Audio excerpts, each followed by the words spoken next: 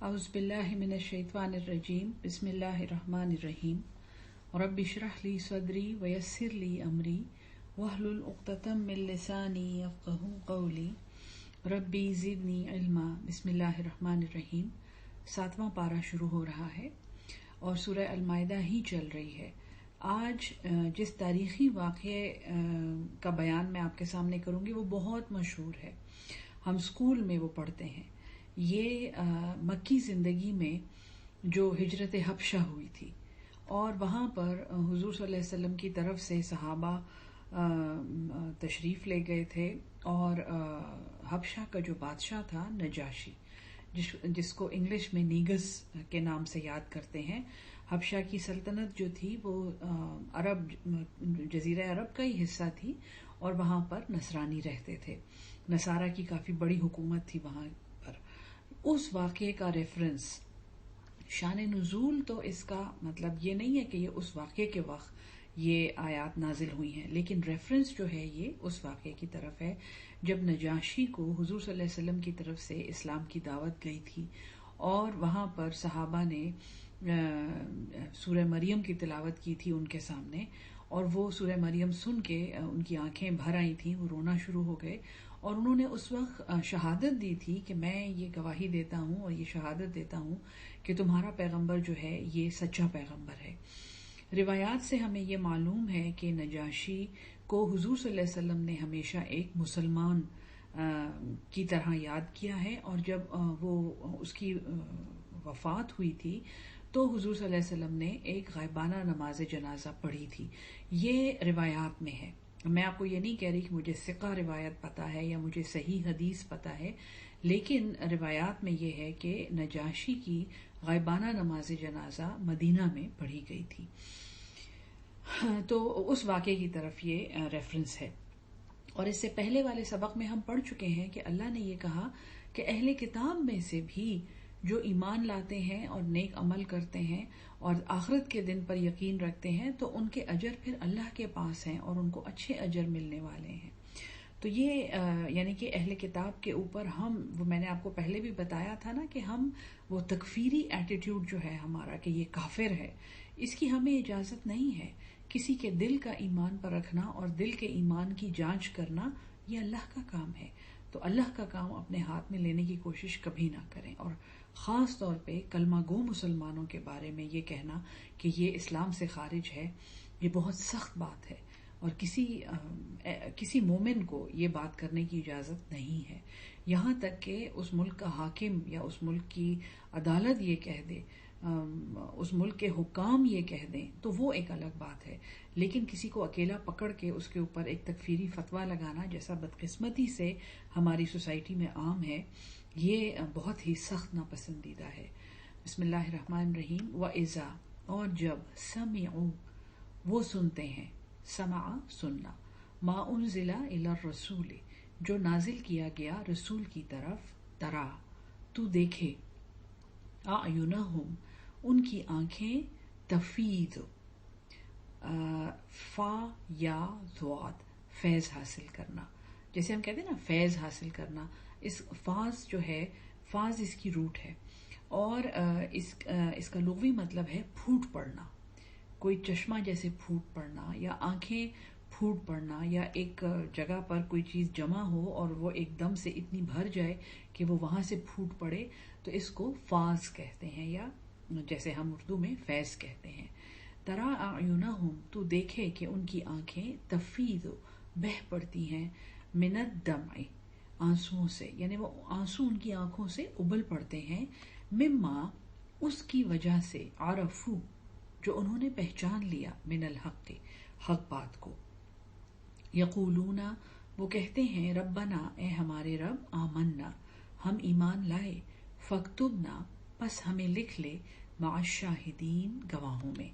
یہ ربنا آمنا فاکتبنا مع الشاہدین، یہ شہادت ہے، اور نجاشی نے اس وقت سورہ مریم کی آیات سن کر یہی شہادت دی تھی۔ وما لنا، اور ہمیں کیا ہے، لا نؤمن، کہ ہم ایمان نہ لائیں، باللہ، اللہ پر، وما جاءنا، اور جو ہمارے پاس آیا، من الحق، حق بات سے، وَنَطْمَعُ اور ہم طمع رکھتے ہیں ان یدخلنا یہ کہ ہمیں داخل کرے ربنا ہمارا رب مع القوم الصالحین ایک نیک قوم کے ساتھ، یعنی اللہ ہمارا حساب نیکوکاروں کے ساتھ کرے. فَأَثَابَهُمُ اللَّهُ پس ان کو دیے اللہ نے بما قالو اس بات کے بدلے میں، ان کے قول کے بدلے میں. دیکھیں یہ جو ذکر ہو رہا ہے نا اب اس میں کہ انہوں نے ایک بات کی کہ ہم ایمان لے آئے، اور پھر انہوں نے دعا کی کہ یا اللہ ہمارے پاس جو حق آ گیا ہے ہم کیوں نہ اس پہ ایمان لائیں، اور ہم امید رکھتے ہیں، ہم طمع رکھتے ہیں کہ ہمیں ہمارا رب نیکوکاروں کے ساتھ داخل کرے گا. فَأَثَابَهُمُ اللَّهُ پس ان کو دیے اللہ نے بما قالو اس بات کے بدلے میں جنات تجری من تحتها الانہار وہ باغات جس کے نیچے نہریں بہتی ہیں، خالدین فیہا ہمیشہ اس میں رہیں گے. وَذَلِكَ اور یہی جزاء المحسنین جزا ہے، تحفہ ہے، انعام ہے محسنوں کا، نیکوکاروں کا. والذین کفروا اور جنہوں نے کفر کیا، وکذبوا بآیاتنا اور انہوں نے ہماری آیات کو جھٹلایا، اولئک یہی وہ لوگ ہیں اصحاب الجحیم جو دوزخ کے ساتھی ہیں. یا ایھا الذین آمنوا اے ایمان والو لا تحرموا نہ تم حرام ٹھہراؤ طیبات پاکیزہ چیزوں کو ما احل اللہ جو حلال کی ہیں اللہ نے لکم تمہارے لیے، ولا تعتدوا اور نہ ہی تم حد سے آگے بڑھو. اللہ کی پاکیزہ چیزوں کو ہم کیسے حرام کرتے ہیں اپنے اوپر. دیکھیں یہ چونکہ میں نے آپ کو بتایا ہے نا کہ فتح مکہ ہوئی ہے اور وہاں پر یہ داخل ہو رہے ہیں، تو وہاں پہ مسلمانوں میں ایک کنفیوژن پیدا ہوئی تھی، یعنی جو فاتح قوم تھی اس میں ایک کنفیوژن یہ پیدا ہوئی کہ ہم تو کفار کی یہ سلطنت ہے جو ہم ان سے لے رہے ہیں، اب یہاں پہ ہمارا بول بالا ہوگا، تو جو کفار کے طریقے ہیں وہ تو ان کو ہم نے سب کا سب ایبولش کرنا ہے. یہ ایک بہت بڑا سوال تھا فتح مکہ کے وقت.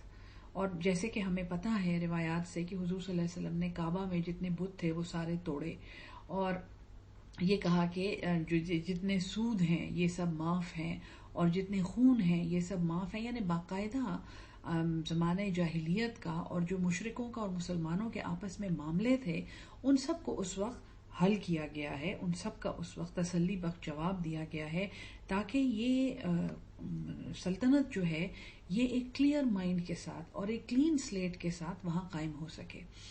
تو اب بہت سی ایسی چیزیں تھیں جو اسلام میں جن کی اجازت تھی، اور لیکن وہ چیزیں مشرک بھی کرتے تھے، جیسے کعبہ کا طواف، جیسے صفا و مروہ کے درمیان سعی کرنا، جیسے کعبہ کے سامنے سجدہ کرنا. تو یہ اللہ تعالیٰ فرماتا ہے کہ جو پاکیزہ چیزیں اللہ نے تمہارے لیے حلال کی ہیں کہیں تم ان کو حرام نہ ٹھہرا دینا، کیونکہ مشرک یہ کام کرتے ہیں. یہ بہت گہری بات ہے اور بہت ضروری ہے اس بات کو سمجھنا. پھر جو مشرک کھاتے ہیں ایسا نہیں ہے کہ وہ چیزیں تمہارے لیے اب حرام ہو گئی ہیں کیونکہ وہ مشرک کھاتے ہیں. ہاں جو حرام ہیں وہ قرآن میں موجود ہیں، لیکن وہ بہت سی ایسی چیزیں کھاتے ہیں جو تمہارے لیے بھی حلال ہیں. ہاں حد سے نہیں بڑھنا. ٹھیک ہے جی. اب فی زمانہ آپ نے دیکھا ہوگا بہت سی ایسی فیملیز ہیں جو بیف نہیں کھاتی، بڑا گوشت نہیں کھاتی. اب کیا وجہ ہے؟ کوئی بھی وجہ ہو سکتی ہے، لیکن بڑے گوشت سے کراہت کرنا اور اسے یکسر بالکل حرام کر دینا اپنے اوپر، یہ قرآن کے منافی ہے. اب ایسے لوگ ہم جانتے ہیں جو ویجیٹیرین بن جاتے ہیں.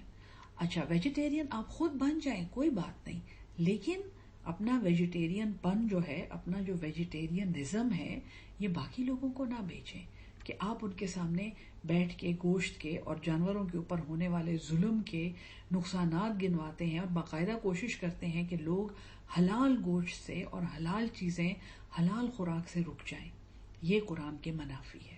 آپ خود جو کریں ٹھیک ہے، لیکن آپ ایک حلال چیز کو حرام نہ کہیں.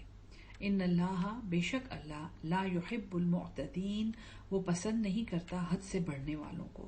وَكُلُوا مِمَّا رَزَقَكُمُ اللَّهُ اور کھاؤ جو تمہیں رزق دیا ہے اللہ نے، حلالا طیبا حلال اور پاکیزہ. دیکھیں حلال اور پاکیزہ دو الگ چیزیں ہیں. پاکیزہ چیز وہ ہے جو پاکیزہ طریقے سے حاصل کی جائے، جس کو حاصل کرنے کا طریقہ بھی حلال ہو، اس کے بعد وہ چیز فزیکلی پاک ستھری ہو، گندی نہ ہو، ٹھیک ہے، اس میں آلائشیں نہ ہو، اس میں ملاوٹ نہ ہو.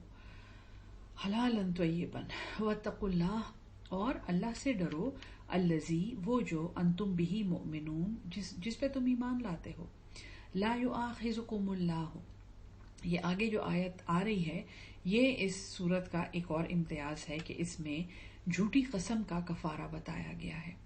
تو غور سے سنیے، لا یؤاخذکم اللہ، نہیں مواخذہ کرتا تمہارا اللہ، نہیں پکڑتا تمہیں اللہ، باللغو فی ایمانکم، ایک لغو اور بیہودہ قسم جو تم نے کھا لی ہے، ولیکن یؤاخذکم، اور لیکن وہ مواخذہ کرتا ہے، پکڑتا ہے تمہیں، بما عقدتم، جو مضبوط باندھا ہے، الایمان، جو تم نے ایک مضبوط قسم کھائی ہے، فکفارتن، اب جیسے اللہ کے نام کی قسم کھا لی ہے یا کوئی کسی چیز کو پکا کرنے کا وعدہ کیا ہے اور پھر نہیں کر سکے، فکفارتہ، تو اس کا کفارہ اطعام، کھانا کھلانا ہے، عشرت مساکین، 10 محتاجوں کو، من اوسط، اوسط درجے کا کھانا، ما تطعمون، جو تم طعام کرتے ہو، جو تم کھلاتے ہو، اہلیکم، اپنے گھر والوں کو، او کسوتہم، یا انہیں کپڑے پہنانا ہے، او تحریرو، یا آزاد کرنا ہے، رقبہ، ایک گردن.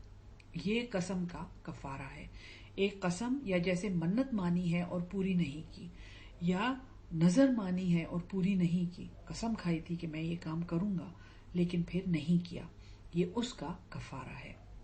تو کفارہ کیا ہے کہ 10 محتاجوں کو کھانا کھلانا ہے، اور ویسا ہی کھانا، دیکھیں اللہ کیا کہہ رہا ہے، اوسط درجے کا. اس کا مطلب ہے ایک تو مسلمانوں کو اوسط درجے کا کھانا کھانا چاہیے، بہت زیادہ اعلیٰ درجے کا اور کوالٹی کا اور برانڈوں کا اور بڑا ہی اسپیشل اور بڑا ہی رچ کھانا جو ہے یہ قرآن کی روح سے اور اللہ کے ہاں ناپسند ہے. اوسط درجے کا کھانا جو تم اپنے گھر والوں کو کھلاتے ہو، اور مسکینوں کو وہی کھلانا ہے جیسا گھر والوں کو کھلاتے ہو، یا ان کے لباس ہیں، اور تحریر رقبہ، یا ایک گردن آزاد کرنا ہے، یا ایک غلام آزاد کرنا ہے. فمن لم یجد، پس جو یہ نہ پائے، کیونکہ اس کی شان نزول میں ایک صحابی ہیں جو پوچھ رہے ہیں کہ یا رسول اللہ، میں نے ایک قسم کھائی تھی جو مجھ سے ٹوٹ گئی ہے، پوری نہیں ہوئی، تو میں کیا کروں؟ تو انہوں نے کہا کہ 10 مسکینوں کو کھانا کھلاؤ، یا لباس پہناؤ، یا ایک غلام آزاد کرو. صحابی نے کہا کہ یا رسول اللہ صلی اللہ علیہ وسلم، میں بہت غریب ہوں، ایسی کوئی بات نہیں ہے. تو پھر جس کو وَمَن لَّمْ يَجِدْ فَصِيَامُ ثَلَاثَةِ أَيَّامٍ، تو پھر 3 دن کے روزے رکھے. ذَلِكَ کفارۃ، یہ کفارہ ہے، ایمانکم، تمہاری قسم کا، اذا حلفتم، جب تم حلف اٹھاؤ، پکی قسم کھاؤ. وَاحْفَظُوا أَيْمَانَكُمْ، اور حفاظت کرو اپنی قسموں کی. کذالک یبین اللہ، اسی طرح بیان کرتا ہے اللہ، لکم، تمہارے لیے، آیاتہ، اپنے احکامات، لعلکم تشکرون، تاکہ تم شکر گزار بنو. اب زبردست حکم آگے آ رہا ہے. یہ قسم کا کفارہ میں نے آپ کو پڑھا دیا قرآن میں، قسم کا کفارہ کیا ہے، قسم کو کتنا سیریسلی لینا ہے، اور اگر کفارہ ادا کر رہے ہیں مسکینوں کو کھانا کھلا کے، تو اس میں ہمارے لیے کتنا بڑا سبق ہے کہ ایک تو مسکینوں کو وہ کھانا کھلانا ہے جو خود کھاتے ہیں، اور دوسری یہ بات کہ قرآن کی روح سے بڑا ہی یعنی کہ لذیذ اور قیمتی اور مرغن غذائیں اور ایک دسترخوان بھرا ہوا قرآن کی روح سے یہ ناپسندیدہ ہے. اللہ تعالیٰ نے کہا ہے کہ اوسط درجے کا کھانا، ایوریج کھانا، بلو ایوریج نہیں کہا، روکھی سوکھی کھانے کو نہیں کہا. دیکھیں، اور یہ تو اب ہم سب کو پتا ہے کہ اوسط درجے سے زیادہ کھانے کے کیا نتائج ہوتے ہیں. شوگر ہے، بلڈ پریشر ہے، دل کی بیماری ہے، سٹریس ہے، موٹاپا ہے. پوری دنیا کو موٹاپے کی وبا لاگو ہوئی ہے، لگی ہوئی ہے پوری دنیا کو. تو ظاہر ہے کھانا تو جتنا بھی اوسط درجے کا ہو اور جتنا تھوڑا ہو، وہ اتنی نعمت ہے، وہ اتنا اچھا ہے.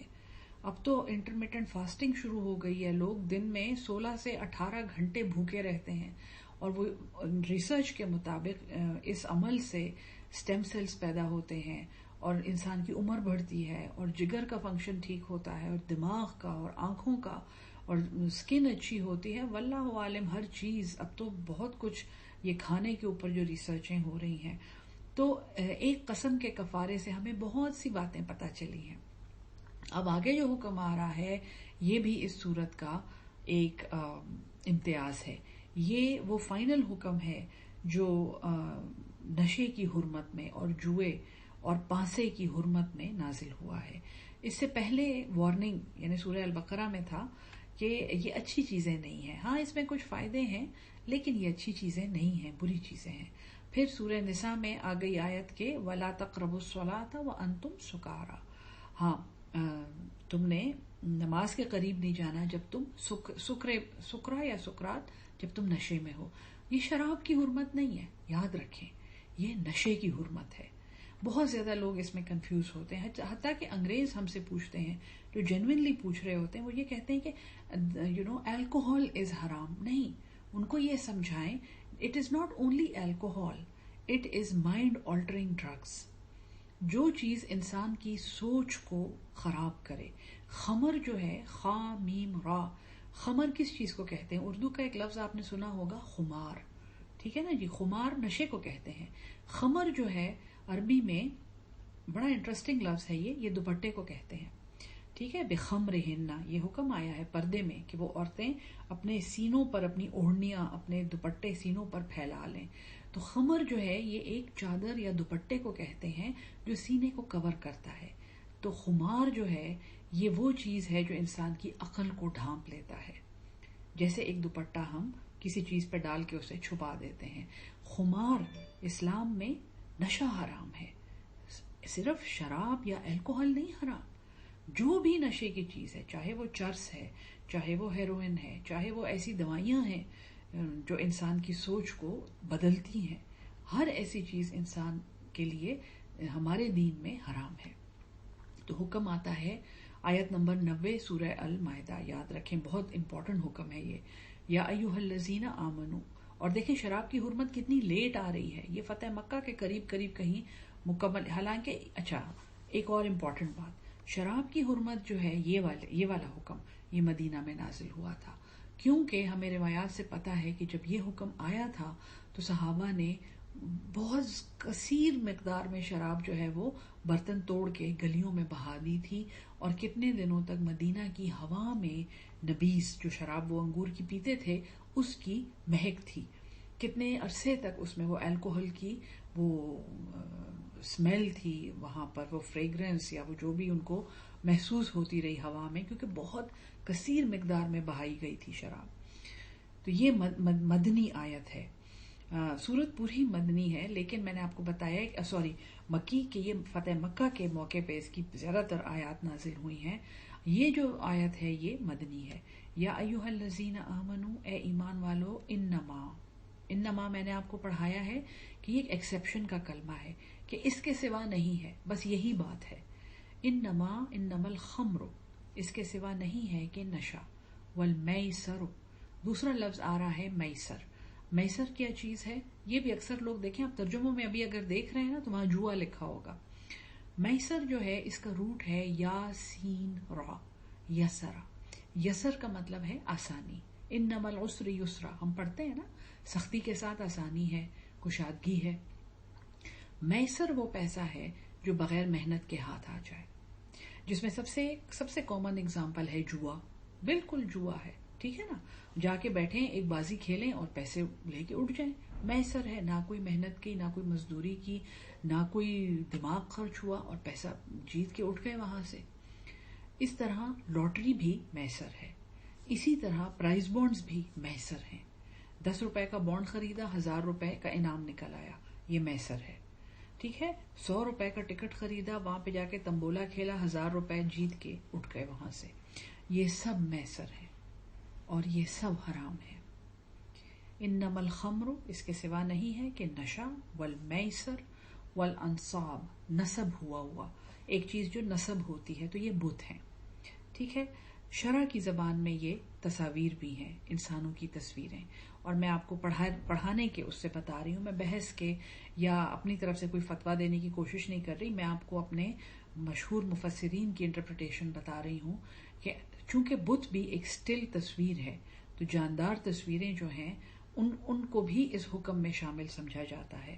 والازلام، اور ازلام جو ہیں یہ پانسے ہیں، جیسے کسی کی فال نکالنا، جیسے جو ڈائس جو ہوتا ہے، چھکا جو جسے ہم لوڈو کھیلتے ہیں، وہ پھینک کے کسی کی قسمت کا حال بتانا، چائے کی پتیوں سے کسی کی قسمت کا حال بتانا، تاش کے پتوں سے کسی کی قسمت کا حال بتانا، کسی کا ہاتھ دیکھ کے یا کسی کا تاریخ پیدائش دیکھ کے کہ یہ آپ کا ہفتہ کیسا گزرے گا اور آپ کی زندگی میں آگے کیا آنے والا ہے، یہ چیز اللہ کیا کہتا ہے؟ رجسن، یہ ناپاک ہے، یہ گندی چیزیں ہیں۔ کیوں گندی چیزیں؟ اب ایک ایک کا میں آپ کو بتاتی ہوں کہ یہ گندا کیوں ہے۔ خمر نشہ ہے، وہ تو ہے ہی گندا، دماغ کو پرا گندا کر دیتا ہے۔ انسان کا دماغ جب کام کرنا چھوڑ دے تو وہ اس کو برے بھلے کی تمیز نہیں رہتی، تو وہ تو رجس بن گیا۔ میسر کیوں رجس ہے؟ کیونکہ بغیر محنت کے جو پیسہ انسان کے ہاتھ آتا ہے اس کو اس کی قدر نہیں ہوتی، اور پھر وہ پیسہ وہ جا کے حرام امور پہ خرچ کرتا ہے۔ آج جوا کھیل رہا ہے، کل جا کے اس پیسے سے زنا کرے گا، ٹھیک ہے جی؟ تو ایک گندا کام دوسرے کو جنم دے رہا ہے، یہ رجس ہے، گندگی ہے۔ بت جو وہ تو شرک ہے، تو رجس سے بھی کہیں زیادہ آگے، وہ تو شرک ہے۔ اور انصاب جو ہے، میں نے دوبارہ آپ کو بتایا ہے کہ رجس اس لیے کہ ایک دفعہ جب جانداروں کی تصویروں کی آپ معاشرے میں اجازت دے دیتے ہیں تو دیکھیں، میری بات کا برا نہ مانیں، کیونکہ ہم سب تصویریں لیتے ہیں، تصویریں بھیجتے ہیں، تصویریں پسند کرتے ہیں، ہمیں اپنی تصویریں بھی پسند ہیں، ہمارے بچوں کی بھی، ہمارے پیاروں کی بھی، یہ سب انصاب ہیں۔ لیکن یہ قرآن کا حکم جو ہے نا، یہ صرف ہمارے لیے نہیں ہے، یہ پوری انسانیت کے لیے ہے۔ جہاں پہ جانداروں کی تصویریں لینے کی اجازت آ گئی، وہاں پہ آپ آج دیکھیں اس دنیا میں جو فحاشی اور پورنوگرافی کا ایک بازار گرم ہے، جو ننگے لوگوں کی اڑیانی کی منڈیاں کھلی ہوئی ہیں، ان سب کی بنیاد کیا ہے؟ انسانی جسم کی تصویریں ہے کہ نہیں ہے؟ اب یہ میں بحث لمبی نہیں کرنا چاہتی، اس کے اوپر سوچیں ضرور، ٹھیک ہے؟ میں آپ کو صرف سوچنے کی دعوت دے رہی ہوں، کیونکہ ہمارا دورہ ہے کہ ہم قرآن پہ عمل کیسے کریں۔ تو جو بھی عمل ہم کرتے ہیں اس کے بارے میں ہمیں قرآن کا حکم معلوم ہونا چاہیے، اور جو بھی حکم ہمیں معلوم ہے ہمیں اس کی دلیل اور توجیہ بالکل صاف معلوم ہونی چاہیے۔ اسی لیے انصاب کو حرام کیا گیا ہے۔ والازلام، اور پانسے تو ہے ہی حرام۔ اچھا، ازلام میں آخر کسی کو قسمت کا حال بتانے میں کیا گندگی ہے؟ دیکھیں، یہ جو ہمارے فالی بابا ہوتے ہیں نا، بنگالی بابا، کسی بنگلہ دیش والوں کو برا نہیں کہہ رہی، بدقسمتی سے وہ کہتے ہیں کہ ہم یہ بنگالی بابا ہے، یا یہ کوئی اور، جیسے بس اس کو جادو کرنا آتا ہے، یا اس کو مستقبل کا حال پتا ہے۔ اکثر وہ لوگ یہ کام جو ہیں یہ جنوں سے لیتے ہیں، اور جن جو ہیں یہ وہ جن ہوتے ہیں جن کو بڑے ہی نجس اور گندے کام کر کے قابو کیا جاتا ہے۔ وہ جن کسی کا قابو نہیں آتے جب تک وہ ان کی شرائط نہ پوری کرے۔ اور ان شرائط میں سے میں آپ کو صرف پہلی شرط بتا دیتی ہوں، باقی میں ڈیٹیل میں نہیں جاتی ہوں کہ میرا اپنا دل خراب ہو جاتا ہے۔ اس میں پہلی شرط یہ ہے کہ آپ نے اتنے دن نہ تو وضو کرنا ہے، نہ نماز پڑھنی ہے، حتیٰ کہ آپ نے استنجا بھی نہیں کرنا۔ آپ نے اس گندگی میں اور اس نجاست میں رہنا ہے اتنے دن، تب آپ ایک جن کو قابو کر سکیں گے۔ تو یہ چیز، اس سے زیادہ رچ چیز آپ نے کبھی سنی ہے؟ یہ تو پہلی شرط میں نے آپ کو بتائی ہے۔ تو یہ سب جو ہے انتہائی گندے اعمال ہیں، انتہائی گندگی پیدا کرنے والے۔ من عمل الشیطان، شیطان کے کام ہیں۔ جب شیطان تمہیں یہ کام کرنے کا کہتا ہے تو وہ کیسے پاک ہو سکتا ہے؟ فاجتنبوہ، یہ حکم ہے۔ فا پس، اجتنبو، یہ کس چیز سے نکلا ہے؟ ہاں، بڑا زبردست لفظ ہے یہ۔ فا تو ہے پس، اور آخر میں جو ہو ہے وہ ہے وہ۔ بیچ میں جو لفظ ہے نا، آپ اردو کا ایک لفظ جانتے ہیں اجتناب، اور عربی کا جو روٹ ہے اس کی وہ ہے جیم نون با، جنبا، اجنبی ہو جانا ایک چیز کے لیے، ایک چیز سے بالکل الگ ہو جانا، جیسے وہ آپ کے لیے اجنبی ہے۔ فاجتنبوہ، پس ان کاموں سے بچو، لعلکم، تاکہ تم تفلحون، فلاح پا جاؤ۔ انما، اس کے سوا نہیں ہے، یرید الشیطان، چاہتا ہے شیطان، ان یوقع، کہ وہ واقع کر دے، وہ ڈال دے، بینکم العداوۃ، تمہارے درمیان دشمنی۔ تو ان گندی چیزوں کے ذریعے وہ تمہارے درمیان دشمنی ڈالتا ہے، والبغضاء، اور بغض، فی الخمر، نشے کی چیزوں میں، والمیسر اور آسانی سے ملنے والے پیسے کی وجہ سے، ویصدکم اور وہ تمہیں روکے عن ذکر اللہ کے ذکر سے، وعن الصلاۃ اور نماز سے، فہل انتم منتہون تو کیا تم باز آ جاؤ گے؟ یعنی دو مطلب ہیں، کیا تم ان گندی چیزوں سے باز آؤ گے؟ دوسرا مطلب یہ بھی ہو سکتا ہے کیا تم شیطان کی بات مان کے اللہ کے ذکر اور نماز سے باز آ جاؤ گے؟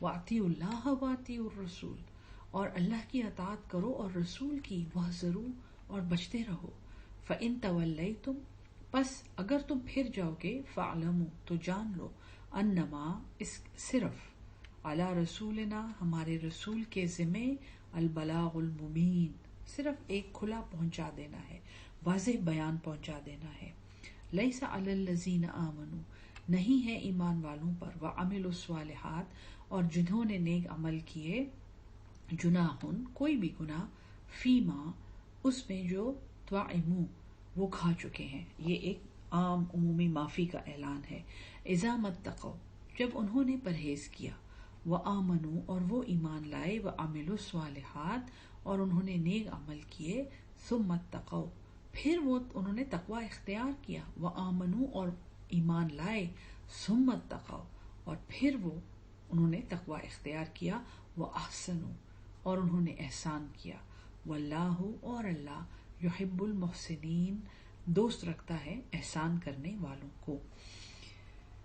بہت بہت امپورٹنٹ آیت ہے، اللہ نہیں ہے ایمان والوں پر، اور کیونکہ ایمان والے بھی کہ یا اللہ ہماری بھی تو ایک زندگی ہے جس میں ہم کافر تھے، جیسے ہمیں پتا ہے حضرت دحیہ کلبی رضی اللہ تعالیٰ عنہ وہ ہینڈسم اور حسین خوبصورت صحابی جن کی شکل حضرت جبریل بنا کے آتے تھے، یعنی حضرت جبریل ان کی شکل میں آتے تھے جب وہ انسانی شکل میں آتے تھے، تو یہ صحابی جو ہیں یہ اپنے قبیلے کے سردار تھے، اور حضور صلی اللہ علیہ وسلم کے پاس جب یہ ایمان قبول کرنے آئے ہیں تو صحابہ نے حضور صلی اللہ علیہ وسلم سے کہا کہ یہ تو بڑا ظالم آدمی ہے، اس نے تو بڑے ظلم کیے ہیں، اور حضرت دحیہ جب آئے ہیں تو حضور صلی اللہ علیہ وسلم نے اپنا جبہ اتار کے ان کو تحفہ ان کو کہا ہے کہ یہ لو اور اس پر بیٹھ جاؤ، تو حضرت دحیہ نے اس جبے کو اٹھا کے چوما ہے، اپنے ماتھے سے لگایا، اپنے سر پہ رکھا اور نے کہا یا رسول اللہ میں ایمان قبول کرنے آیا ہوں، لیکن آپ یہ جان لیں کہ میں نے 60 بچیوں کو زندہ گاڑا ہے زمین میں،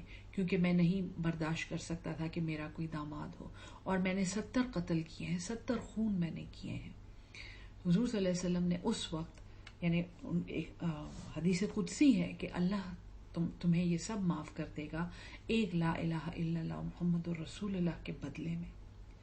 تو یہ شان ہے ایک مومن کی، یہاں پہ اللہ تعالیٰ ایک عمومی معافی کا اعلان کر رہا ہے، دیکھو ان پر جو لوگ ایمان لائے اور نیک عمل کیے ان کو اس پر گناہ نہیں ہے جو وہ پہلے کھا چکے ہیں، سود کھایا ہے، حرام کھایا ہے، کسی کا حق مارا ہے، پہلے کر چکے ہیں، کس شرط پر؟ اذا متقوا جب انہوں نے پرہیز کیا، پھر پرہیز کرنا شروع کر دیا، وآمنوا اور ایمان لائے، وعملوا الصالحات اور انہوں نے نیک عمل کیے اپنے ایمان کے ساتھ، ثم اتقوا پھر تقوی اختیار کیا، ابھی تک تقوی کا لفظ نہیں آیا تھا، وآمنوا اور اس تقوی کے ذریعے وہ ایمان میں مزید آگے بڑھے، ثم اتقوا پھر وہ مزید تقوی پر فائز ہوئے، مزید تقوی انہیں نصیب ہوا، اور جب ایک دفعہ ایمان لائے اور نیک عمل کیے اور تقوی اختیار کیا تو ایمان بڑھ گیا، پھر مزید تقوی اختیار کیا تو وہ احسان کے درجے پر فائز ہوئے، واللہ یحب المحسنین اور اللہ دوست رکھتا ہے محسنین کو۔ اللہ کا دوست کون نہیں بننا چاہتا؟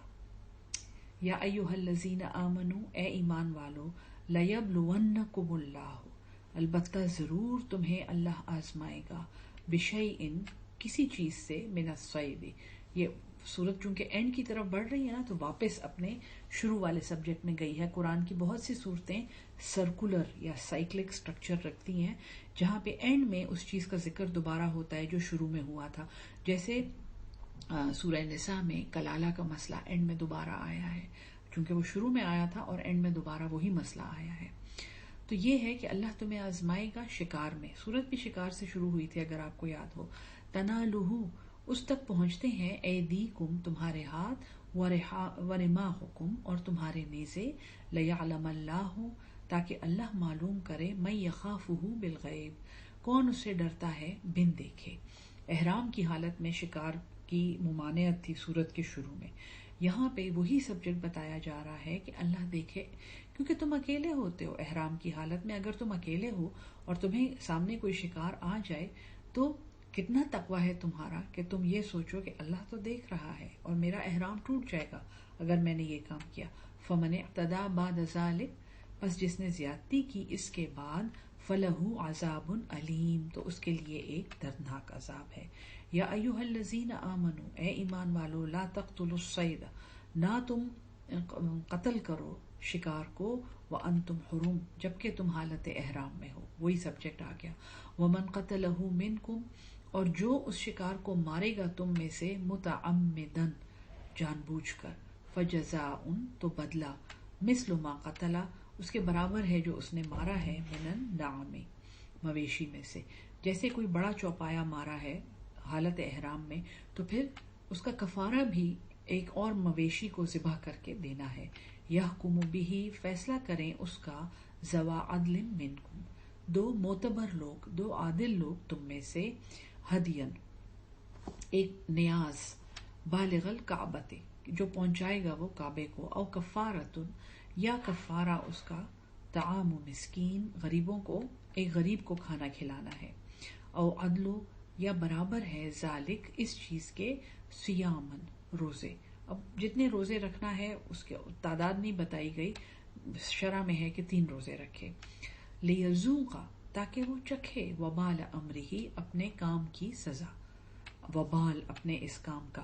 تو دیکھیں احرام کی ایک شرط ہے جو اس نے توڑی ہے اور اس کے نتیجے میں عمرہ یا حج اس کا ضائع ہو رہا ہے، تو ظاہر ہے کہ پھر وبال تو ہے اس کا، اور اس کی سزا ہے اور اس کا فدیہ ہے جو اس نے دینا ہے۔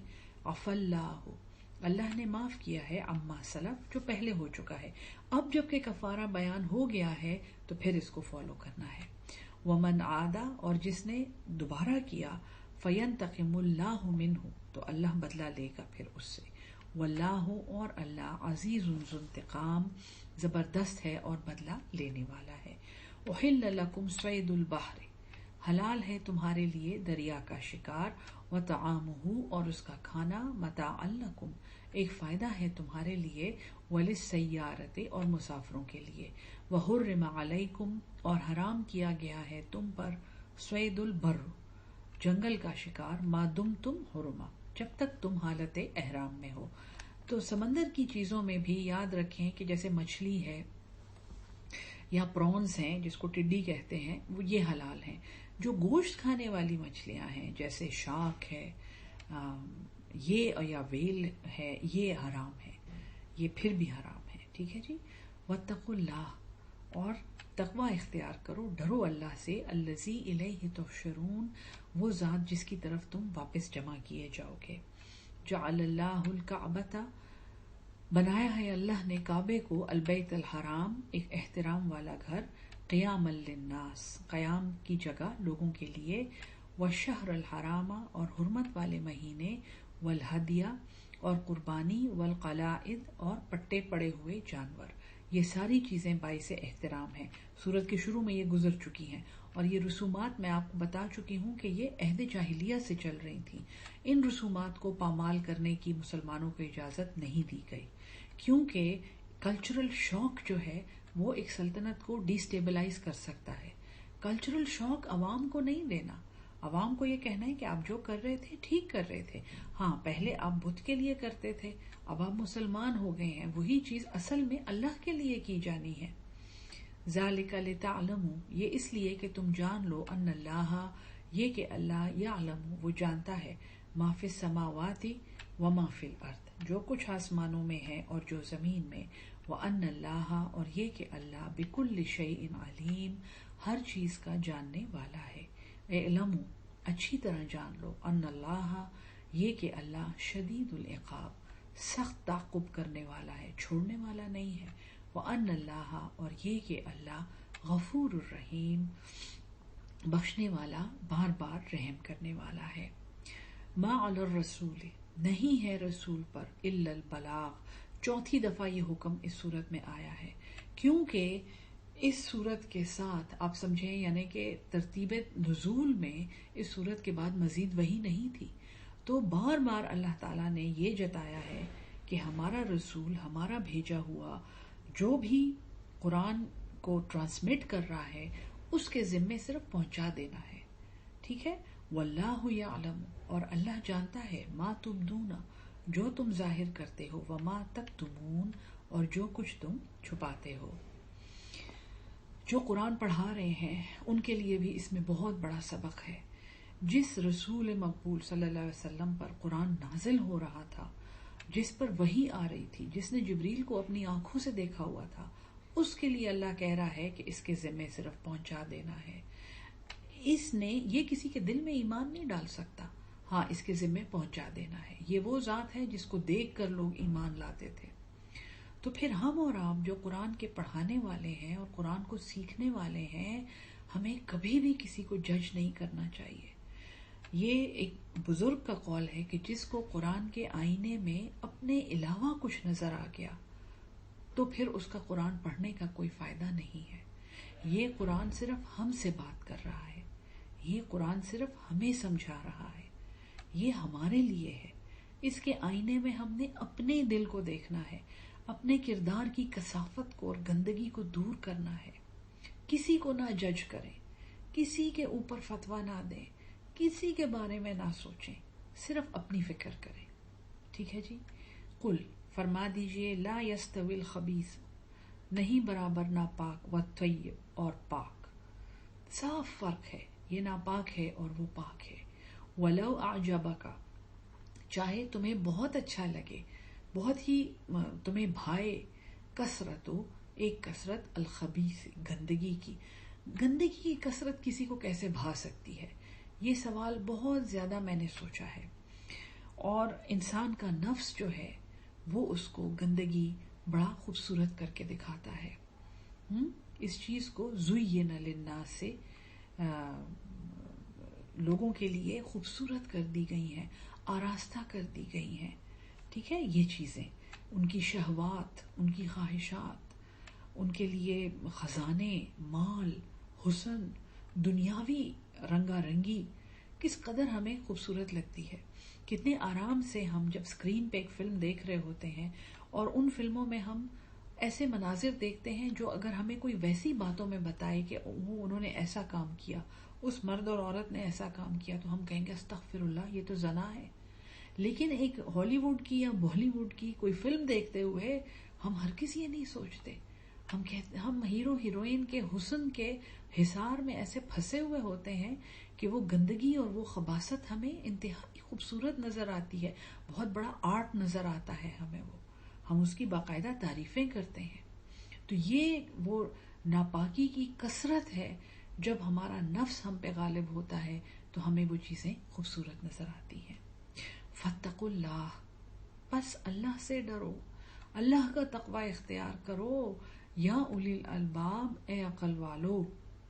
سورت جب ختم ہوگی انشاءاللہ تو میں آپ کو تقوی کا لیکچر بھیجوں گی. لعلکم تفلحون، تاکہ تم فلاح پا جاؤ.